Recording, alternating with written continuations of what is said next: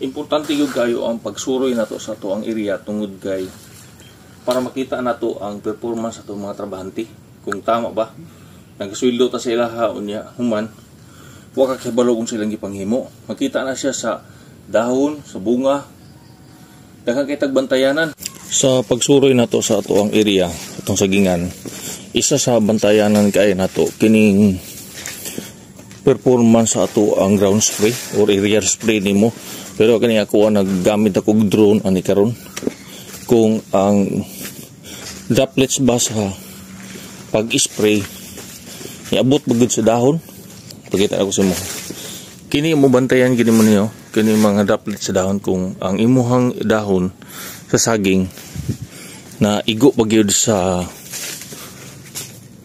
spray ang dahon. Kung wala gay maigo, at least ma-inform din nato ang ato ang mga tig-spray nga i-improve ang trabaho kay delikado kayo ang atong saging. Ako diri ko nag-agis kanal permanente kay haron makita nimo sa ubos na sa ubos imong pananaw.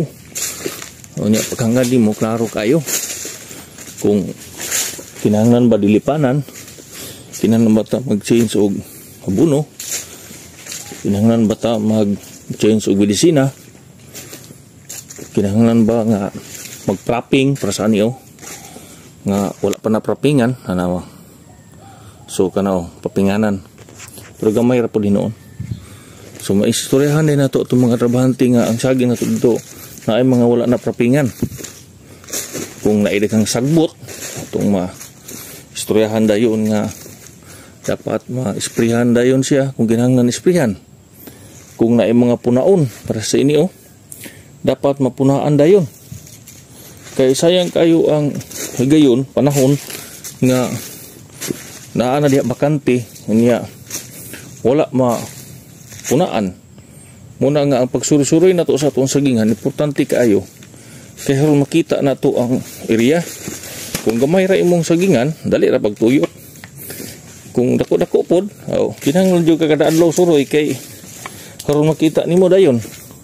Tubag sa pangutana nga unsay pinakanindot kaayo nga abono. Pero ang tinuod bitaw dapat naka-program gid ang imong pag-abono. Urea, nitrogen, potas, ammonium, complete, DAP, schedule gini mo na. Pero mahimo nimo na siya pag-apply og tarong kung imong gisuroy imong sagingan.